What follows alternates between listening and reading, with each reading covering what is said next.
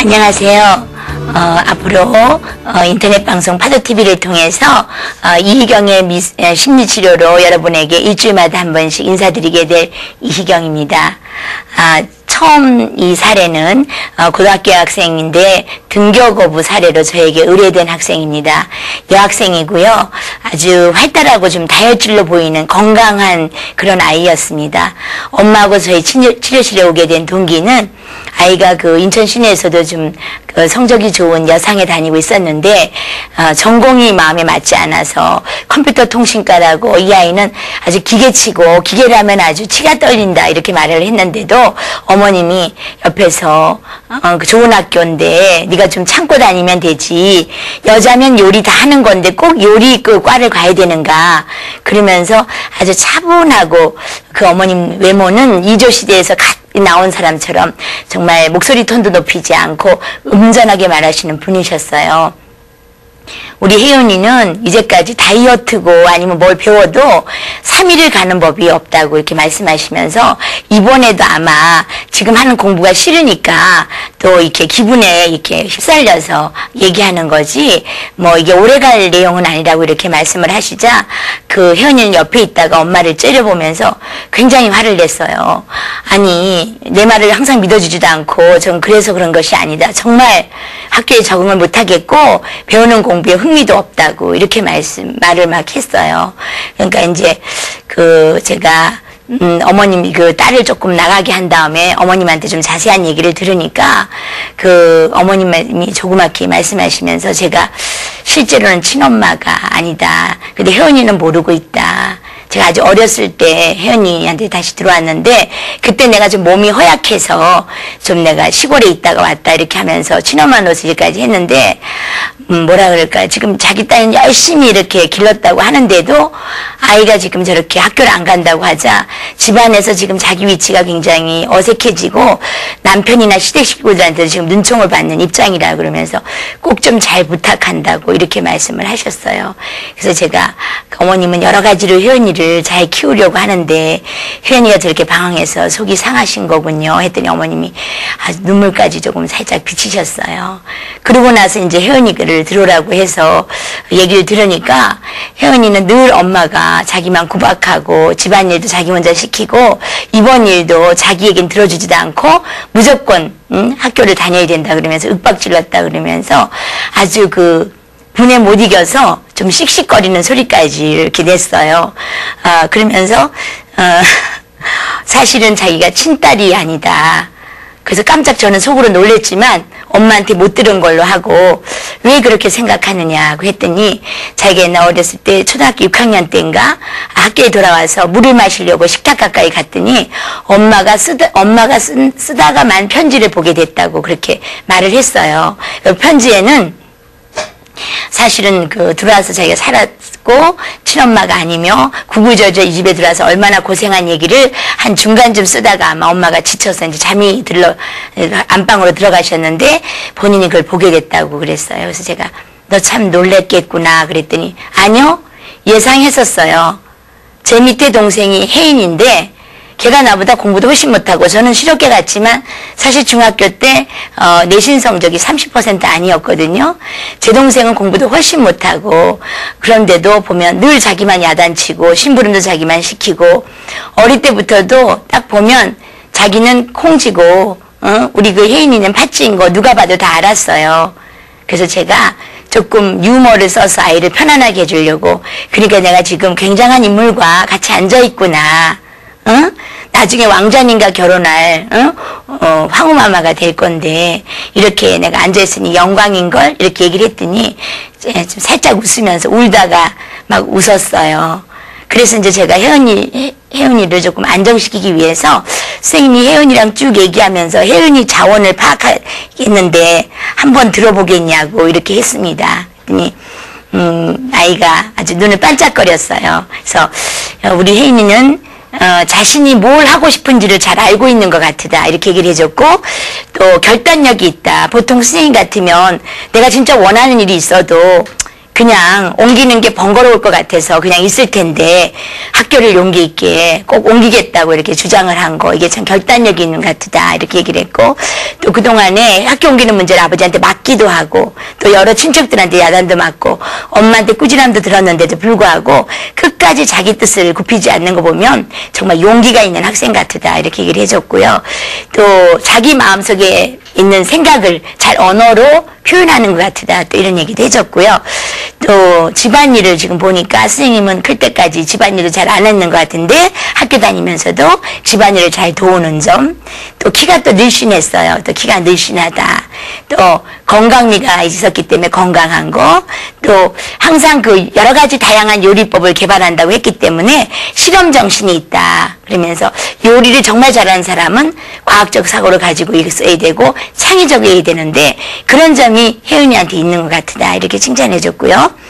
현재는 성적이 많이 떨어졌지만 적성에 맞는 공부를 하면 바로 성적이 급상승할 수 있는 그러한 실력을 갖추고 있다. 중학교 때 이제 내신 성적을 근거해서 얘기를 해줬더니 그렇게 자기 자원을 쓴 내용을 보고 아주 크게 웃었어요. 좋았는지요. 그래서 한 4개월간 혜은이랑 이렇게 만나게 되었습니다. 그래서 이제 제가 나름대로 그 혜은이 엄마한테 만약에 이 아이를 현재 있는 학교로 잘 적응해서 다니는 걸 원한다면 그런 학생은 제가 상담할 수가 없습니다. 그 상담 목표는 부모님에게 맞는 상담 목표지 정말 혜은이를 행복하게 하시는 목표는 아니기 때문에 제가 앞으로 혜은이를 상담할 목표를 좀 알려드렸어요. 혜은이가 원하는 학교에 자리가 일단 있는지, 부모님과 상의한 후에 좀 알아보겠다는 거. 또 그동안에 혜은이가 그 손상된 자아가 많은 것 같다. 혼자 비교당했다 이런 생각을 많이 하니까 손상된 자아를 좀 회복시켜야 되겠다는 거. 또 혜은이 어머니가 또 유독이 혜은이한테 좀 심하게 했다고 본인도 또 좀 자책을 좀 하셨습니다. 혜은이가 아무래도 내가 너무 심했다고 얘기하지 않았느냐고 잠깐만 저한테 눈치를 보면서 말씀을 하셨기 때문에 그 혜은이 어머님에게 왜 혜은이만 유독 그렇게 심하게 대하는지에 대한 그런 걸 통찰시켜주는 거, 이런 상담 목표를 알려드렸고, 또 아이가 요리사가 되겠다고 저게 굳은 결심을 말하기 때문에 요리사가 되겠다는 비전이 나쁜 것이 아니기 때문에 그 비전을 달성시켜 주기 위해서 촉진하는 프로그램을 하겠다 이렇게 말씀을 드렸더니 어머니께서 흔쾌히 허락을 하셨어요. 그리고 놀라시면서 정말 그 학교 전학 갈 수 있느냐 이렇게 물어보셨어요. 그러면 어머님은 그 학교에 지금 전학을 반대하는 이유가 그 학교에 자리가 없기 때문에 그걸 불안해서 그러시는 겁니까? 라고 말씀을 드렸더니 사실은 맞다 그러시면서 저희들이 사실 그 사무실 공포증도 있고 학교 찾아가서 이런 번거로운 일정을 한다는 것이 너무 두렵고 또 그냥 대충 이 학교도 좋으니까 다녔으면 해서 그랬던 거지, 만약에 그 학교에 자리가 있다면 옮겨질 의사가 있다고 그렇게 말씀을 하셨어요.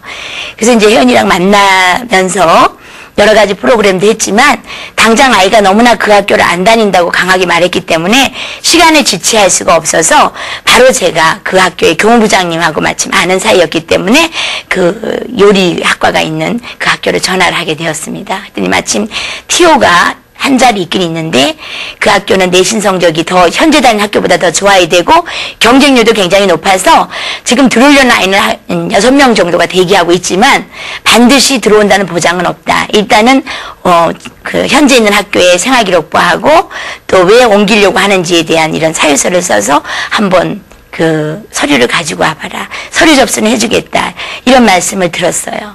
그래서 제가 또 현재 있는 학교에 그 담임선생님하고 연락해서 혜은이의 그동안에 여기 조금 등교 거부하기 전까지의 생활상하고 또 성적 이런 것들 담임 의견서 이런 걸 써서 그 혜은이 어머님에게 드리게 하고 그것을 가고자 하는 그 요리학과가 있는 학교에 가서 교무부장님에게 이게 접수를 하게끔 이렇게 추진을 했습니다.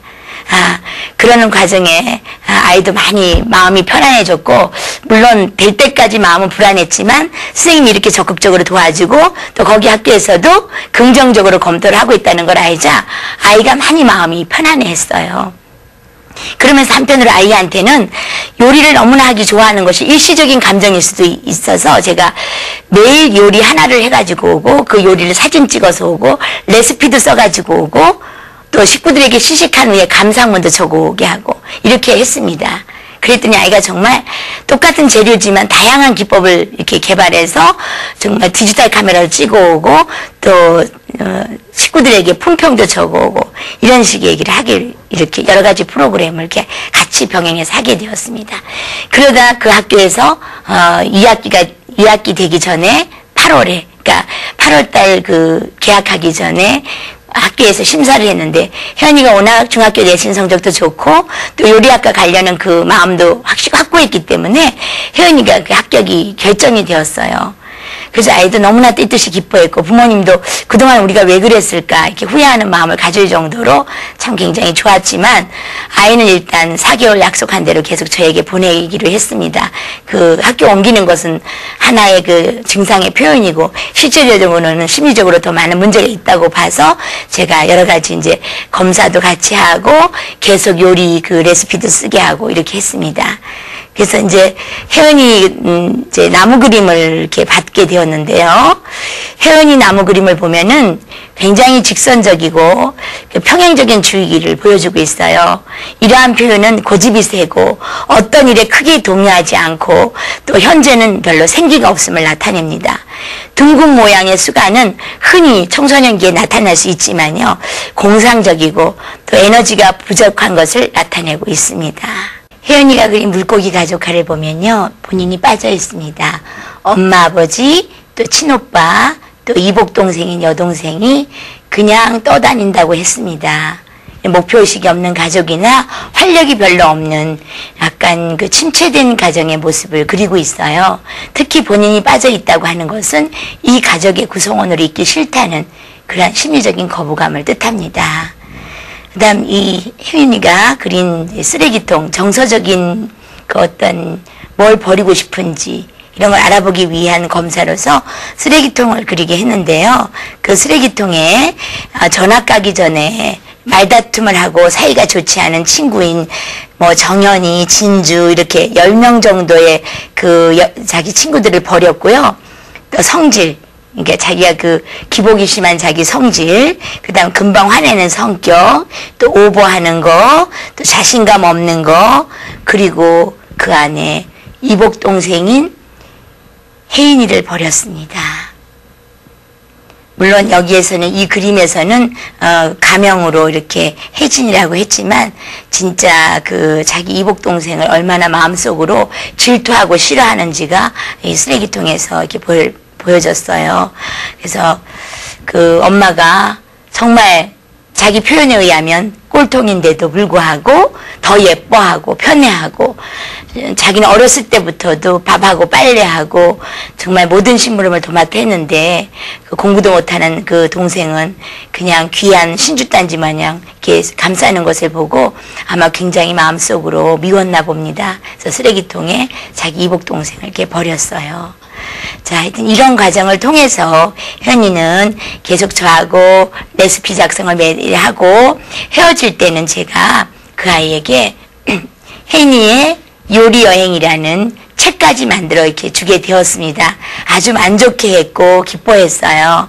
그리고 혜연이가 그린 그 요리사 옷, 또 제가 이 아이는 나중에 이제 대학 강단에 서서 그 요리학과 교수로서 활동도 하지만 자기 이름을 건 샵, 뭐 이런 샵을 내서 그런 직접 경영도 하고 싶다는 뜻을 밝혔기 때문에 제가 그러한 긍정적인 비전을 더 강화하기 위해서 그때 종업원들이 입을 옷을 또 디자인하라고 했더니 이런 요리사 옷까지 디자인을 하고 이런 모든 거 그동안에 이 아이가 매주 해갖고 온 그 자기가 개발한 요리에 대한 레시피나 요리 그 그림하고 또 품평 또 이렇게 요리사들이 입는 옷까지 이런 걸 모두 이렇게 해서 혜은이의 요리 여행이라고 해가지고 책자까지 만들어줬어요.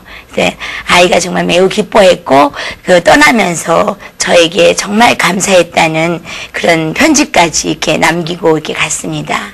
근데 4개월이 끝나고 엄마는 저에게 이제 맛있는 그 제가 워낙에 그 요리를 못한다는 걸 알고는 본인이 직접 화전을 예쁘게 붙여가지고 이렇게 와서 감사 표현을 하시다가 자기도 상담을 하면 안 되겠냐고 이렇게 말씀을 하시게 됐어요. 그래서 제가 사실은 제가 혜연이를 상담하면서 엄마도 상담하면 좋겠구나 하고 느낄 만큼 엄마가 어떤 자기 미운 감정을 혜연이에게 투사하고 있다는 걸 알았기 때문에 원하신다면 그렇게 하셔도 된다고 이렇게 했어요. 그래서 혜연이 엄마가 그린 그림이 있는데, 나무 그림이 있는데요. 제가 예상했던 대로 나무 기둥의 굵기는 아까 자아강도를 나타낸다고 했는데요. 혜연이 어머니는 선으로 된 그냥 하나의 선으로만 나무 기둥을 표현했어요. 이건 정말 무력감에 빠져 있거나 결단력이 없거나 자신감 결여가 심한 사람에게 보여지는 그런 그림입니다. 그리고 그 안에 나무 수간 안에 그려진 아주 혼잡한 선으로 처리된 수간은 흥분하는 거, 안정성의 결여, 또 자기 상실의 징후를 보여주는 그런 그림이었어요. 그래서 이 어머님이 지금 굉장히 하여튼 그 겉으로 보기에도 디프레션, 우울증이 있는 것으로 보여줬었는데요. 그래서 자연스럽게 혜연이 어머니의 결혼하기 전에 그 상황을 알게 되었습니다. 자기는 정말 충청도에서 좀 없는 집 그 맏딸로 태어나서 아버지가 굉장히 무능력했다고 해요. 그래서 친정엄마가 그 살림을 이렇게 도맡아 하다 보니까 늘 신경질이 많으시고 화를 가족들에게 많이 냈기 때문에 본인은 어떻게든 엄마를 만족시키기 위해서 학교 가기 전에 아주 집 안팎을 다 쓸고 아침을 차려놓고 이렇게 갈 만큼 착한 딸이었다고 해요. 그런데도 불구하고 칭찬 한마디 못 듣고 이렇게 살았는데, 그러다 보니까 정말 어떻게 보면 굉장히 위축되어서 숨소리 하나 제대로 못 낼 만큼 위축된 어린 시절을 보냈다고 그렇게 하셨어요. 그래서 제가 보기에는 겉으로도 굉장히 미인이시고 또 참 참하시고 해서 하나 나무랄 데가 없는데, 본인은 자기를 굉장히 보잘것 없고 쓸모없는 사람을 이렇게 여기셨어요. 특히 어린 시절에 부모님들이 어떻게 이 자녀를 대했냐에 따라서 그 자아 강도가 아주 높기도 하고 낮기도 한데요. 혜연이 어머니 같은 경우는 아마 부적절하게 다뤄져서 자아상이 아주 취약하고 또 자신감도 많이 결여된 상태였습니다. 그러다 보니까 너무 지긋지긋한 집안을 피해서 빨리 결혼하기 위해서 지금 생각하면 내가 왜 그런 결정을 했지 할 만큼 이분은 초혼도 아니고 이미 남매가 딸린 그런 남자였고, 또 사실 겉보기에는 멀쩡하지만 무릎 아래쪽, 오른쪽 다리의 무릎 아래쪽부터는 철심을 받아서 의족을 해가지고 실제 심한 일을 하지 못할 정도의 그렇게 장애가 있는 분하고 결혼하시게 됐다고 해요.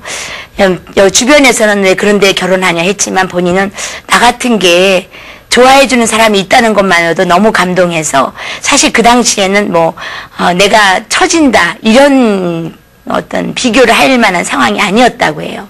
그래서 결혼했는데 시어머니가 보통 그 동네에서도 아주 굉장한 성격의 사람이어서 첫 번째 부인도 사실 사별한 게 아니고 이혼을 했다고 해요. 그분도 시어머니 등살에 나갔다 하고 동네에서 말할 만큼 극성스러운 그런 할머니셨대요. 그래서 10년 동안 정말 안 그래도 친정집에서 끽소리 한번 못하고 자랐기 때문에 정말 어떻게 보면 반박 한번 해보지 못하고 이렇게 시집살이를 하고 또 그 남매를 이렇게 길러내고 그 와중에 자기 자식까지 이렇게 낳게 되었는데요. 어느 날 이 엄마가 이렇게 갑작스런 이렇게 생활의 변화를 하게 된 것은 그 무서웠던 그 불독 같은 시어머님이 한 결혼 10년쯤 이렇게 돌아가셨대요. 갑자기 돌아가시고 나니까 팽팽히 잡아잡았던 끈을 툭 하고 누가 이렇게 놓는 것처럼 갑자기 내가 왜 이렇게 살았을까 하는 자기 바보 같은 짓에 화도 나고, 갑자기 맥이 하나도 없는 게 살맛도 없고 의욕도 떨어지고 이랬었는데요. 사실은 이분이 결혼해서 남편도 별로 이렇게 학력이 높지 않은 데다가 또 장애까지 있다 보니까 실직 상태에 오랫동안 있었고 늘 일을 해도 그것이 꾸준하지 않았대요. 그래서 본인이 와서 요즘 젊은 사람들이면 상상도 못할 일까지 하게 됐고, 그때 시어머니 돌아가실 때쯤 했어도 그 공사하는 사람들 따라다니면서 페인트 분야를 맡아서 할 정도로 좀 여자로서는 정말 중노동에 해당하는 일을 하셨다고 해요. 그러다가 이분이 마음도 허해지고 굉장히 혼란 중에 마침 십장이라 그러나요? 그 노동하시는 분들 따라다니는 십장이 회식 자리에서 고기도 구워서 올려주고 또 술도 못하는 술도 권하고 참 따뜻하게 해주니까 뭐라 그럴까, 잠깐 동안 이런 남자랑 살았으면 좋겠다 이런 생각을 하게 되셨다고 해요. 그래서 여러 가지 이렇게 관계가 발전하다가 어느 날은 이분이 데려다 준다고 하다가 집 앞에서 이분이 이게 포옹하는 장면을 우연히 그때 집에 들어오는 남편에게 들키셨대요. 그런데 그때 자기가 정말 손이 발이 되도록 이렇게 빌었는데 그때 남편이 조용히 하라 그러면서 자식을 생각해서 용서해 줄 테니까 몸만 나가라. 알몸으로 몸만 나가라고 이렇게 하셨대요. 근데 자기가 바지가랑이를 붙잡으면서 살려달라고 이렇게 빌었대요.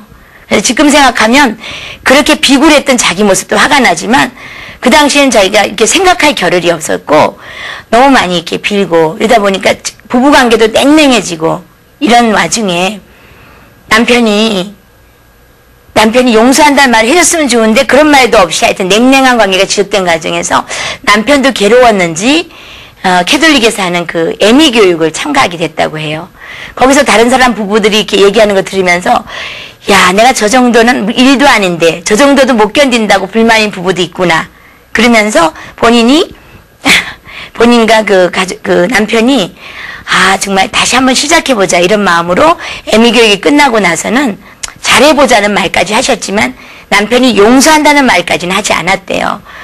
그리고 뭐 잘해보자는 말을 했었어도 그전에는 그 말만 해줘도 아주 감동했겠지만 그 개운치 않은 기분을 느끼고 뭐라 그럴까요? 굉장히 이렇게 사는 게 올바른 걸까 하는 자기 점검의 시간을 이렇게 갖게 되었다고 해요.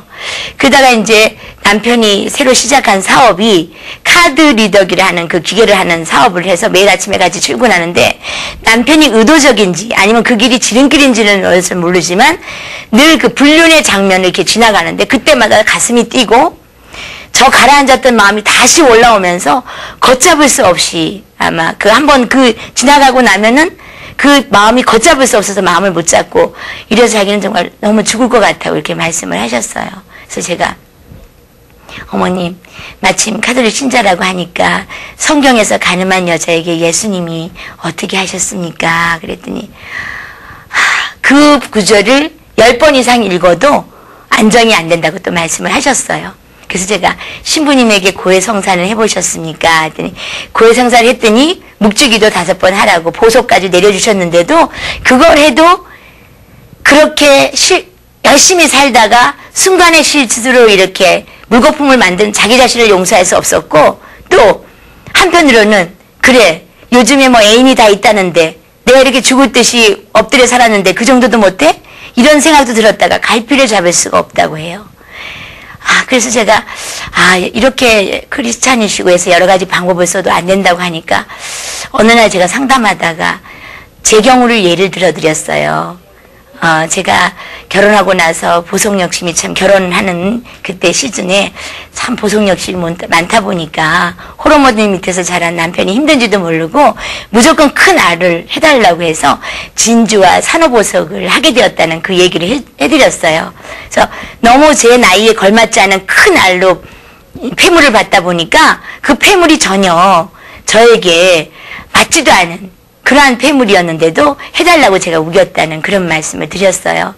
근데 어느 날 제가 결혼하고 나서 보니까 그런 폐물은 아무도 끼고 다니지 않고 그래서 제가 좀 빼서 다른 걸로 세팅을 하려고 그 반지를 한 곳에 찾아가서 그 18K 링과 보석을 이렇게 분리하는 것을 직접 눈으로 확인하게 되었다는 그런 말씀을 드리면서 분리를 하니까 그 알이 너무 지저분한 거예요. 그 보석이 뒤에 부분이. 그래서 제가 너무 화가 나서 사장님 제일 좋은 걸 해주신다 그러면서 이렇게 엉망인 걸 저 주셨습니까? 라고 했더니 사장님이 껄껄 웃으시면서 모르셨군요. 천연석은 전부 다 이렇게 상처가 있습니다. 숨구멍도 있고요. 이게 가짜 이미테이션이나 합성석이나 말끔한 거지 모든 천연석은 비슷한 사이즈는 있어도 똑같은 사이즈도 없고 또 뒤에는 숨구멍이라 그래서 산호같이 뒤에서 떼낸 자국도 있고 그래서 깨끗하지 않습니다. 이런 말씀을 제가 듣고 진짜 보석에는 다 상처가 있구나 하고 깨닫게 되었어요. 그래서 어머님 혹시 혜연이 어머님도 그 장면이 지나갈 때 편하시진 않겠지만 진짜 부부에게는 다 상처가 있다. 상처가 있어야 진짜 부부가 되는 거다.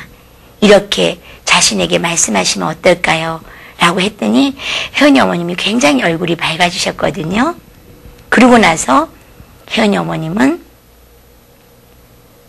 그 길로 한 2번 정도 더 오다가 이제 마음이 안정된 것 같아 그러면서 오지 않게 되었습니다. 네. 혜연이 어머님이 상담 도중에 그린 쓰레기통 그림을 보면 혜연이 어머님은 오래된 이불, 싱크대, 또 내성적인 성격, 또 우울한 감정, 또 자기는 약간이나마 이라고 했지만 딸은 물론 아니겠지만요. 본인이 약간 편애하는 마음, 자기 친딸과 혜연이를 비교하는 마음, 그리고 사람이라고 적었어요. 나중에 조심스럽게. 제가 그 사람이 누구냐고 물었거든요. 그랬더니 괜히 자기 마음만 흔들고 큰 대가를 치르게 한 그 십장이라고 그렇게 말씀을 하셨어요. 그리고 나중에 다른 사람한테 들으니까 그 십장은 자기한테만 그런 게 아니라 아무리 유부녀라도 누구한테나 이게 직접되는 사람이란 말을 듣고 그런 사람에게 흔들린 자기 자신을 더 용서할 수가 없었다는 말씀을 했습니다. 자, 제가 한 그 말이 이 엄마에게 어떤 큰 효과를 주었는지 모르지만 그 어머님은 진짜 마음이 편안하게 생각하셨어요. 또 너무 완벽주의고 또 오랫동안 착하게 살아온 분이었기 때문에 조그만한 그 실족이 그분에게는 정말 자기를 용서할 수가 없었던 거예요. 신부님에게 보석을 받고 예수님까지도 괜찮다고 한 그 일을 자기는 용서할 수 없었지만 진짜 보석에는 다 상처가 있다는 말을 듣고 진짜 부부가 되기 위해는 이런 일도 겪는구나 하는 마음을 가지시면서 많이 편안해 하셨거든요. 자, 우리도 살면서 상처가 하나도 없고 고통이 없으면 좋겠지만 우리는 원하지 않는 어떤 순간에 힘든 일과 우리가 맞닥뜨리게 됩니다. 여러분, 땅에서는 결코 얻을 수 없는 그러한 보석을 알고 계시죠? 바로 진주입니다. 다른 보석은 광석에서 캐내지만 진주는 바다에서 얻고 또 특히 이 얼어붙은 눈물로 불리는 이 진주는 이비클리테라는 굴 속에 들어있는 모래알이 변한 것입니다.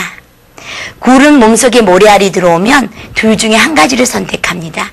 니카라는 특수한 물질을 발산해서 그 모래알을 감싸거나 아니면 모래알을 아예 무시해버립니다.